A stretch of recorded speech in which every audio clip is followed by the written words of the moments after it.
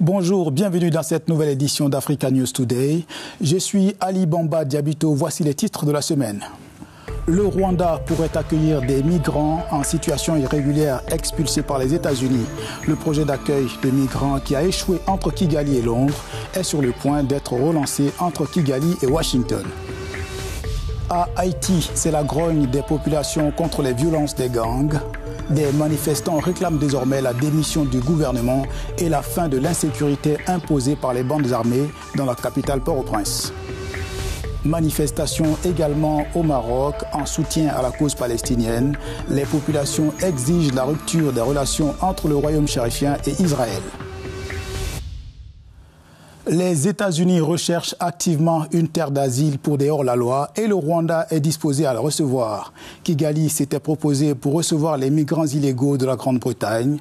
Le projet a avorté avec l'arrivée des travaillistes au pouvoir. Cependant, il pourrait retrouver un nouveau souffle de l'autre côté de l'Atlantique. La piste rwandaise a été évoquée cette semaine par Marco Rubio, chef de la diplomatie américaine. Le Rwanda entre en négociation avec les États-Unis pour l'accueil de migrants expulsés. Une information partagée par le ministre des Affaires étrangères ce dimanche sur la chaîne publique Rwanda TV. Des propos qui font suite à des allégations indiquant que les États-Unis rechercheraient un partenaire international pour l'expulsion d'étrangers. Les autorités américaines n'ont pour l'heure pas confirmé cette information. Si le Rwanda dit être dans la première phase de discussion, ce n'est pas la première fois que le pays se positionne en terre d'accueil pour les migrants. En 2022, Kigali a signé un accord avec le Royaume-Uni pour accueillir des milliers de demandeurs d'asile. Un projet qui a par la suite été annulé par l'actuel Premier ministre britannique Keir Starmer.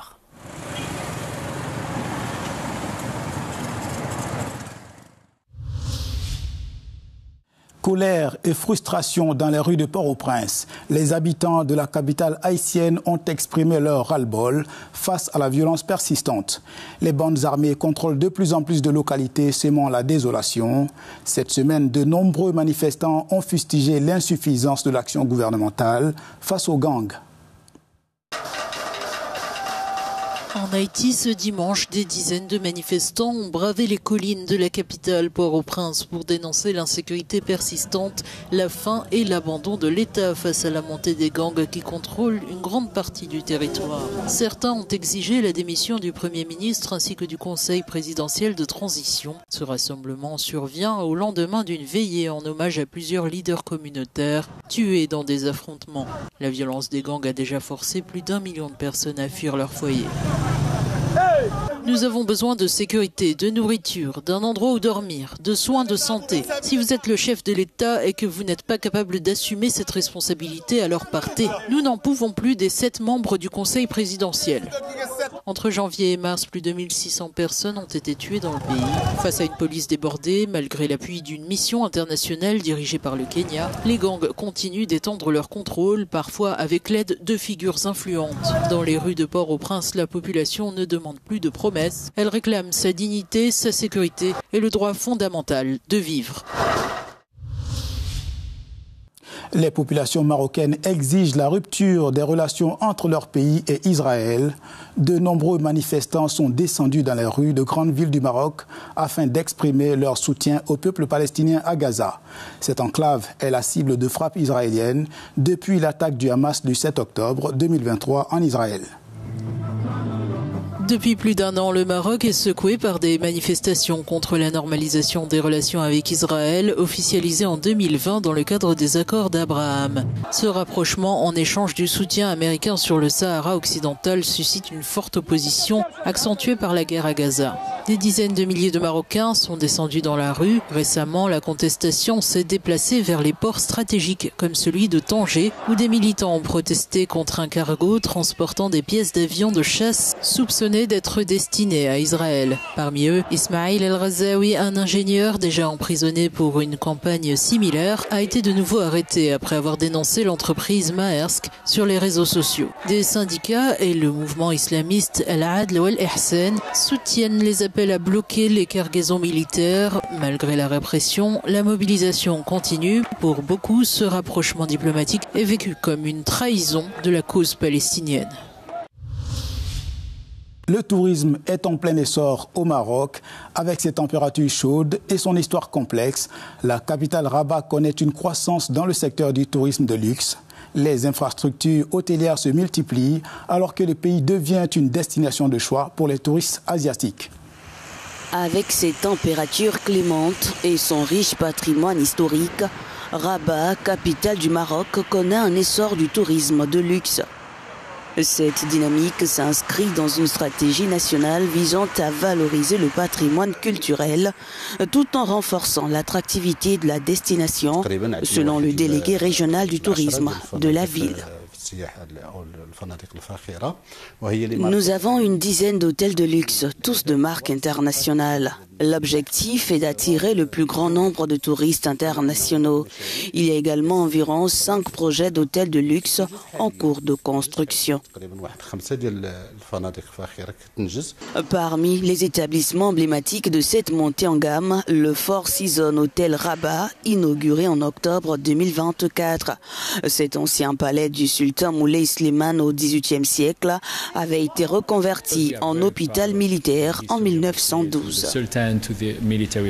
Parce que nous sommes très fiers de l'histoire de ce lieu du sultan à l'hôpital militaire, l'équipe partage cette mémoire avec les clients. Il est très intéressant de savoir ce qui s'est passé dans ce lieu. L'une de nos chambres permet même de dormir là où le sultan avait l'habitude de séjourner. À une vingtaine de kilomètres de là, à Aroura, le Conrad Rabat Arzana propose une expérience différente.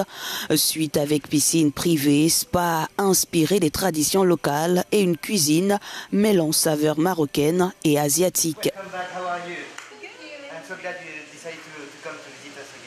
Ce que nous avons vu récemment, c'est une forte augmentation de la clientèle asiatique, en particulier de Taïwan.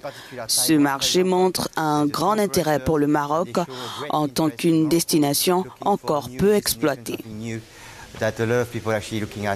Mais Rabat ne se limite pas à ses hôtels de prestige. La ville séduit aussi par sa richesse culturelle, site historique, médina authentique. Le patrimoine est un argument clé pour attirer les visiteurs.